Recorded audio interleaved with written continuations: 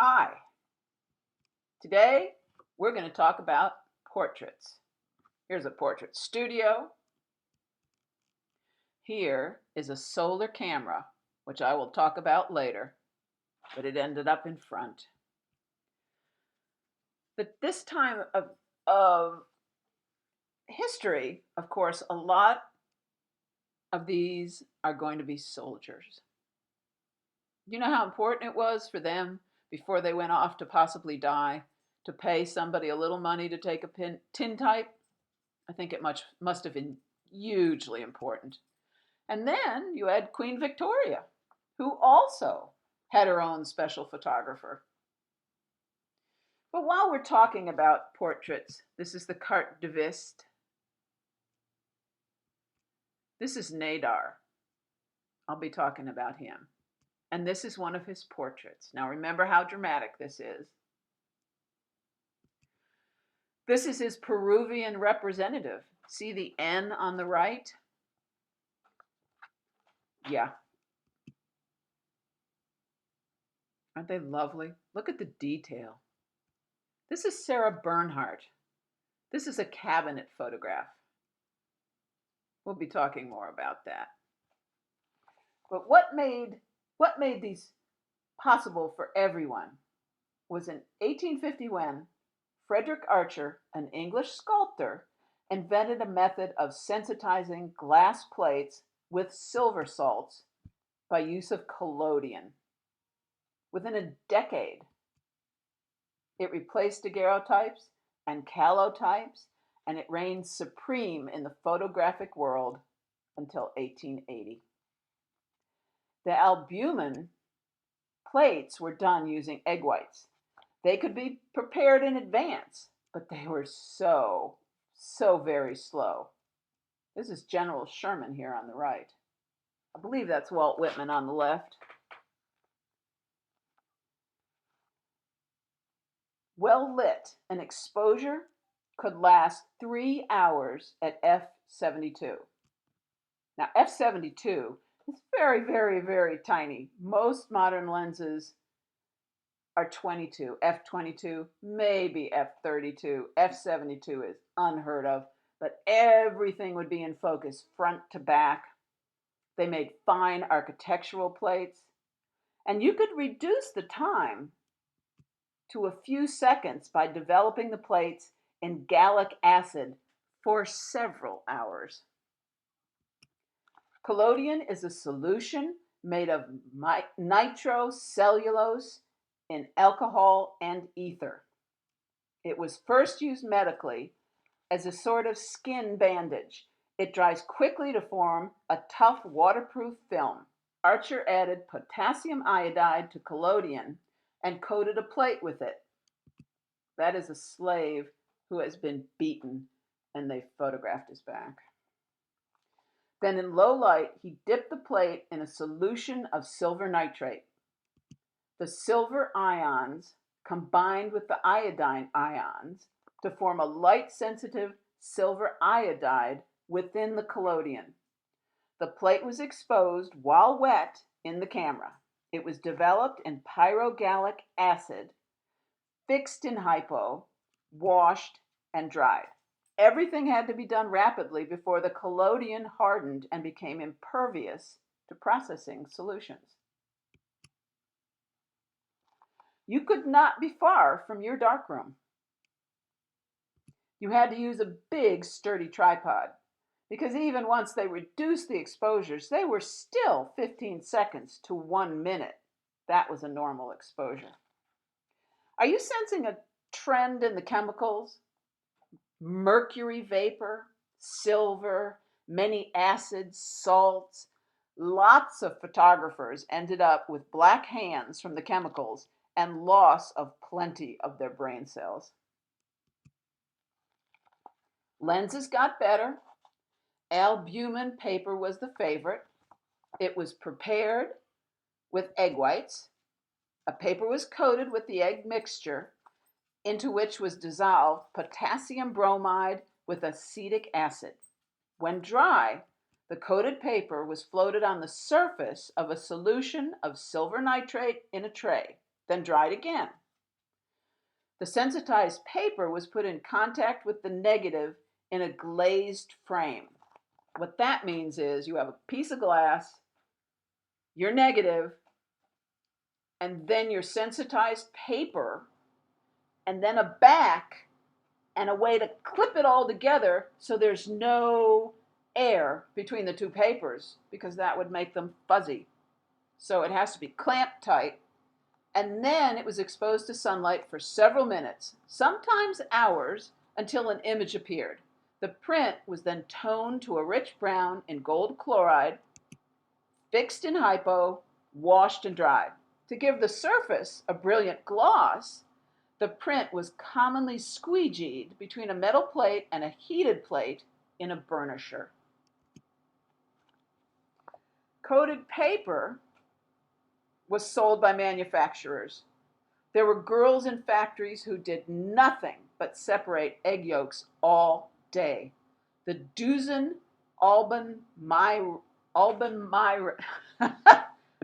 the Dusen Albumerizing Company, that's a handful, the largest in the world, used 60,000 eggs a day.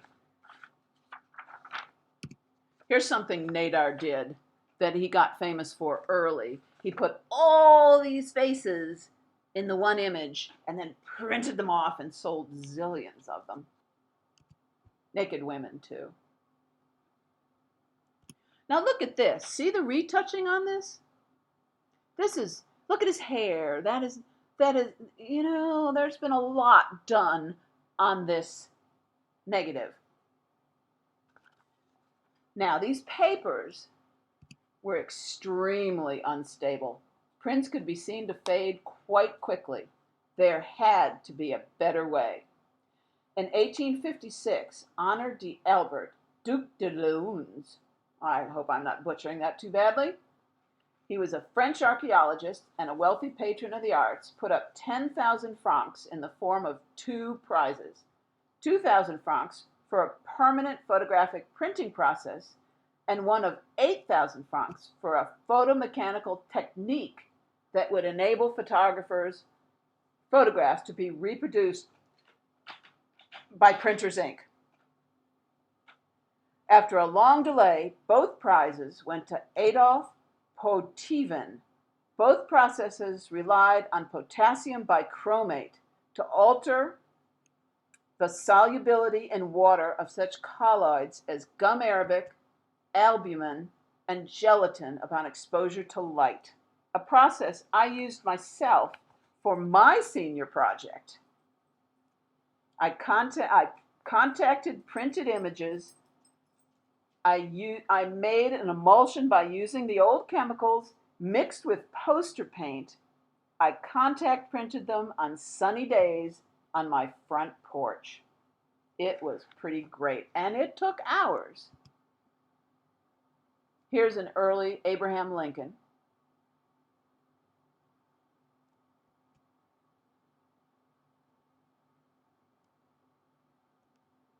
The carte de visite.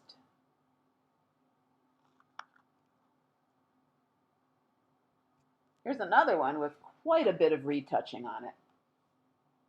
Enlarging came into use.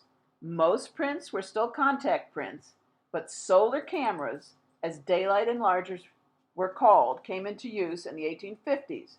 Exposures were hours or days, and the job of the assistant was to keep the enlarger rotated to point directly at the sun for the extent of the exposure.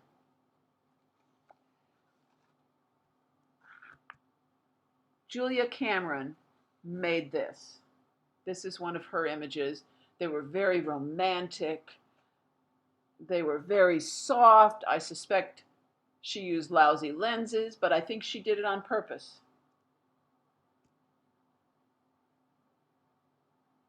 Portraits got pretty interesting. All over the world.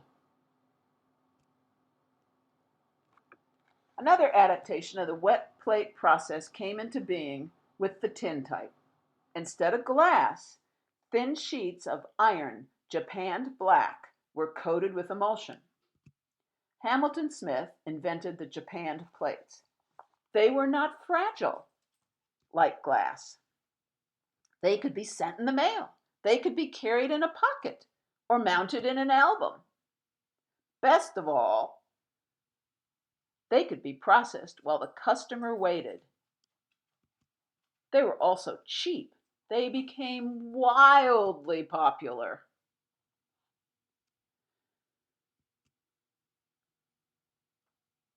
These are Civil War characters. Here's Jefferson Davis. Did you ever know what he looked like? I'm sure you know the name.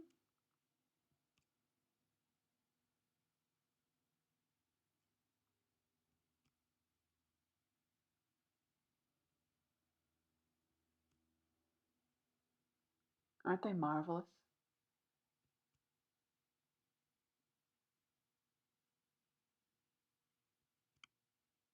Mostly they're sitting still. Some of their heads are being held in place, of course.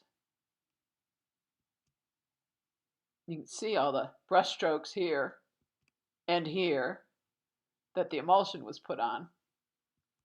And these became terribly popular. The backdrops with the columns and the balustrade and the drapery on both sides, on the south here and on the north. Used everywhere. Photos went to the west, photographed the Native Americans. These are all tintypes. Aren't they gorgeous? But another type of collodion process, the carte de viste, where you see the 8, was patented in France in 1854 by André Desdery. It is what finally killed the daguerreotype. The name refers to its size. It's similar to the common visiting card. It was a paper print pasted on a 4 by 2.5 inch card. Desdery first made a wet plate holder with a special camera with 4 lenses and a plate holder which could slide side to side. 4 exposures were made on each half of the plate. 8 exposures, 8 different poses. A single print could be cut up into 8 separate portraits. Unskilled labor was used for this. The production of the cameraman and his printer was thus increased 8-fold. This is a cabinet photograph, the kind that was sent out to people who would write to their favorite stars of stage and screen, or in this case, Western show. Desdery's original studio was called the Temple of Photography, a place unique in its luxury and elegance. And out of there, he daily sold 3,000 to 4,000 francs worth of portraits. Desdery, whose fortunes had once been the talk of Paris, died blind, penniless, and deaf in a public hospital in Paris in 1890. He was a victim of his own invention. The system was so easy to imitate that all over the world, carte de vistes were being made in a mechanical way by photographers who were hardly more than technicians. Paris was the home of the most serious art photographers. Nadar, Gaspar Felix, Tournachon was the most famous. He was among the first to photograph using electric lights, the first to shoot photographs from a balloon. He never stopped innovating. He was a photo factory. Nadar did little more than pose his subjects. He was chief executive and artistic director of a large staff. The main man in his studio, the man who sold the product. It became a trademark. In faraway Peru, E. Moroy boasted he was the agent of the House of Nadar of Paris, and stamped on his carte de visite, the bold N was in red. 1855, a retouched negative and a print made from it before the retouching were shown by Franz Hofnagel of Germany. It was the beginning of a new era in photography. Sitters demanded their features be softened, blemishes removed, wrinkles smoothed away. Besides retouching the negatives, The prints were often tinted or painted over with opaque pigments. These are painted. Most studios employed a colorist or two. Next time you see old photos, look closely. You can pretty often, sometimes they paint it on the negative, but sometimes they paint it on the print, and quite often you could see it if you look really closely. The carte de vis gave way to larger sizes, especially the cabinet photographs. They're burnished 5.5 by 4-inch prints on a 6.5 by 4.5-inch mount. They were introduced in England in 1866 because there was this demand for publicity photos of actors and actresses. They're the Mormons. I wanted to read to you about Napoleon Cerrone, and this comes from Beaumont Newhall's book, The History of Photography, and I quote him. One of the most colorful, theatrical photographers was Napoleon Cerrone, born in Canada in 1821, the year his famous namesake died. In 1846, he joined Henry B. Major to found the lithographic firm of Cerrone and Major in New York City. In 1856, he visited his brother, Oliver Francis Xavier Cerrone, who was a photographer in England, with the result that he too became a photographer and opened his own studio in Birmingham. He returned to New York in 1864. His studio portraits, marked by his flowing signature, became famous. He posed and directed his sitters using flattery, threat, mimicry to bring out their histrionic powers. Unlike most of the photographers who had large studios, he gave full credit to his cameraman, Benjamin Richardson. "If I make a position," he told an interviewer, "and his camera is right, my longtime assistant here, Richardson, is able to catch my ideas as deftly and quickly as necessary." The cameraman recollected. Sometimes when things were quiet under the skylight, suddenly his step would be heard on the stairs, followed by half a dozen sitters. "Put in a plate, my boy." Answer would go back, "Hi, hi, Your Honor." And then things got quite lively for a while. When he photographed Jim Mace, the pugilist, on his first visit to this country, he danced around him, slapping him on the chest and in the ribs in a way which fairly astonished the champion, who enjoyed it hugely. Cerrone complained at the rush of business. "Think what I must suffer. Fancy my despair. All day long I must pose and arrange for those eternal photographs. They will have me. Nobody but me will do. While I burn, I ache, I die for something that is truly art. All my art in the photograph I value as nothing.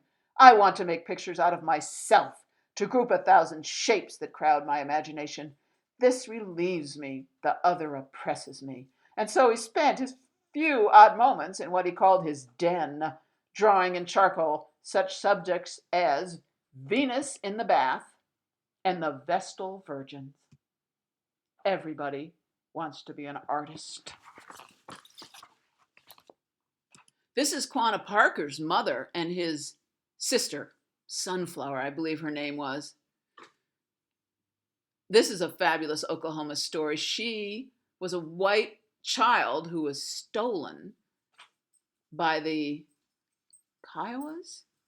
Comanches. This is her son, Quanah Parker, who made peace. He was blue-eyed, who made peace with the white man because there were just too many of them. His mother was kidnapped, I believe she was 9.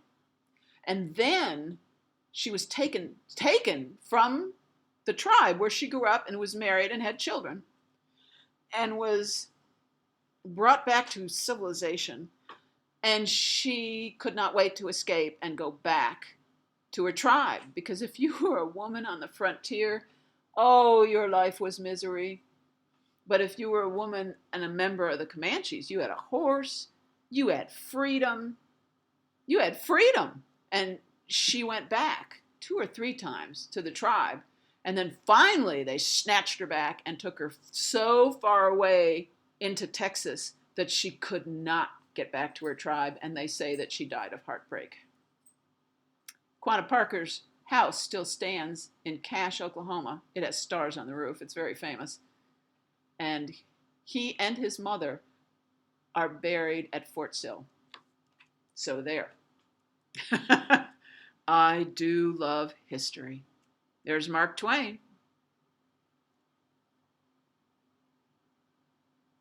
You know, some of the Native Americans, did I tell this story already? Think that the camera steals your soul.